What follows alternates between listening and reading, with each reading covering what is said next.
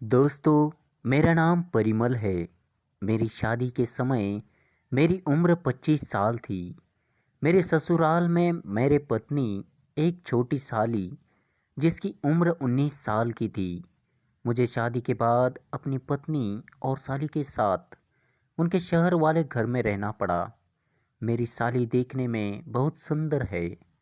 मैंने साली से भी ज़्यादा कभी बात नहीं की।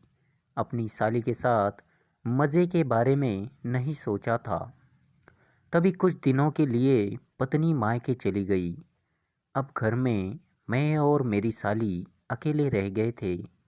मैं उससे बहुत कम बात करता था। मेरी साली पड़ोस में रह रहे अपने चाचा के घर में सोने चली जाती थी। पत्नी से बिछड़े हुए लगभग कुछ दिन हुए और अब मेरा मन पिलाई करने का होने लगा था, लेकिन कोई तरीका समझ में नहीं आ रहा था। मैं कभी कभी कोई फिल्म की सीडी लाकर रात में फिल्म भी देख लेता था, जिससे मेरे मन में पिलाई करने की चाहत और तेज होती जा रही थी। एक दिन मैंने सोचा कि क्यों ना अपनी साली को पटाया जाए पिलाई के लिए।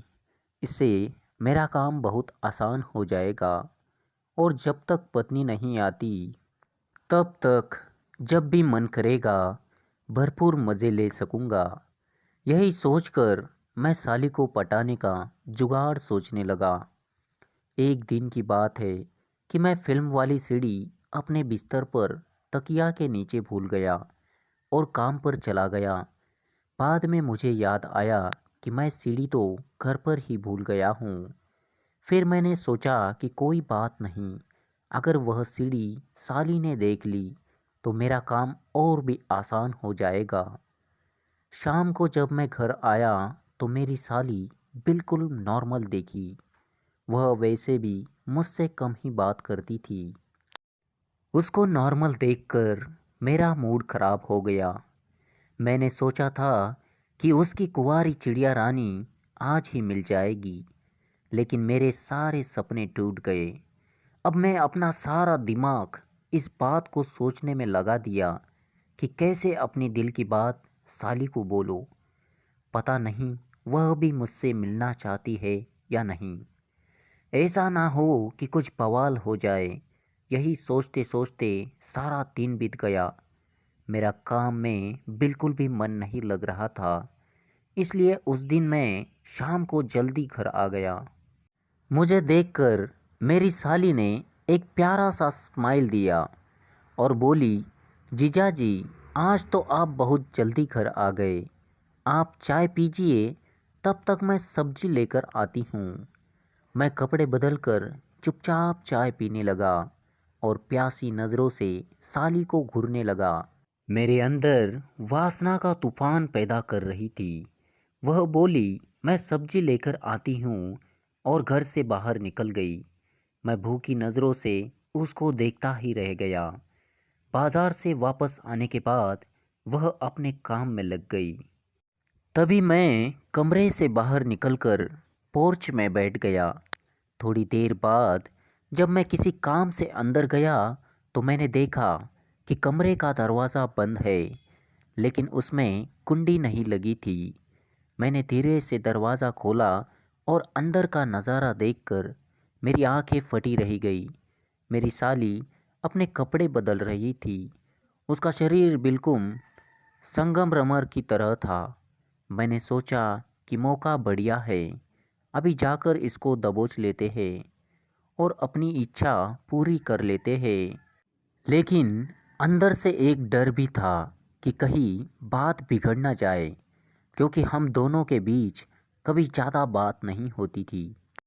अभी मैं यह सोच ही रहा था कि दरवाजे की घंटी बजी और मैं जल्दी से बाहर आ गया। दरवाजे पर पड़ोस में रहने वाली चाची और उनकी बेटी आए हुए थे। मेरा तो सारा मूड खराब भी हो गया। एक सुनहरे मौका आते आते हाथ से निकल गया। उसी बीच मैं 2 दिन की छुट्टी लेकर अपने घर आ गया, क्योंकि पत्नी को भी बहुत दिनों से नहीं छुआ था। लेकिन घर आने के बाद भी पत्नी को पिलाए का मौका नहीं मिला। 2 दिन रुकने के बाद मैं वापस आ गया। मैंने जानबूझकर शाम की ट्रेन पकड़ी। रात को लगभग 2 बजे मैं ससुराल वाले घर पहुंचा और उसकी चचेरी बहन घर में ही थी। वह दोनों कमरे में मेरे ही बेड पर सो रही थी। मैंने उसको बोला, यही लेटे रहो, मैं किनारे लेट जाऊंगा। मेरी साली बीच में थी और उसका चाचा की बेटी किनारे पर लेटी थी। मैं भी कपड़े बदलकर दूसरे किनारे पर लेट गया, लेकिन मेरी आंखों से नींद गायब थी। मैंने करवट लेने की बहाने अपनी एक टांग अपनी साली के ऊपर रख ली और अपना हाथ उसकी छाती पर रख दिया। अब मेरा हथियार तनकर खड़ा हो गया। मैंने अपने हथियार को अपनी साली के कुल्लों से सटा दिया। हथौड़ों की चुभन से उसकी आँख खुल गई और मैं सोने का नाटक करने लगा। उसने सोचा कि मैं थकान की वजह से बहुत गहरी नींद में सो रहा हूँ। मेरा हाथ अभी भी उसकी छाती पर ही था और मुझे उसकी धड़कन तेज होती महसूस हो रही थी। शायद मेरे ऊपर से उसके अंदर भी वासना का संचार हो गया था। थोड़ी देर तो वह अपने पिछवाड़े को मेरे हथियार पर दबाती रही। तभी उसके चाचा की बेटी ने उसकी तरफ करवट ली, जिससे मेरी साली थोड़ा सा अलग हो गई। फिर मैं भी चुपचाप सो गया, लेकिन मैंने मन ही मन में सोच लिया था कि अपनी साली को अब जल्दी ही पेलना है। मुझे मन ही मन अपने चचेरी साली पर बहुत गुस्सा आ रहा था। अगर आज वह ना होती तो आज ही मैं अपने साली के साथ पिलाई का मज़ा ले लेता। फिर कोई भी कम अपने समय से पहले नहीं होता। दूसरे दिन सुबह मैं देर से उठा और मैंने जानबूझकर ऐसा दिखाया कि मेरा मूड बहुत ख़राब है। उस दिन मैं काम पर भी नहीं गया। दोपहर को खाना खाने के बाद मैं अपने कमरे में आकर लेट गया। थोड़ी देर बाद मेरी साली भी काम ख़त्म करके मेरे कमरे में आ गई और उसने मुझे पूछा, जीजाजी आपका मूड कुछ सही नहीं लग रहा है, क्या बात है? मैं उसको बोला, मेरी लाइफ बिल्कुल निराश हो गई है। मेरी बीवी मुझसे दूर है और मैं यहाँ अकेला पड़ा हूँ। सभी लोग अपने परिवार के साथ रह रहे हैं और मैं यहाँ अकेला पड़ा हूँ। बीवी को प्यार भी नहीं कर सकता। यह सुनकर वह बहुत परेशान हो गई और रोते हुए उसने कहा, इस सब की वजह मैं ही हूँ। मेरी वजह से आप दोनों को परेशानी उठानी पड़ रही है। मैंने उसको समझाया ऐसा नहीं है, लेकिन उसने रोना बंद नहीं किया।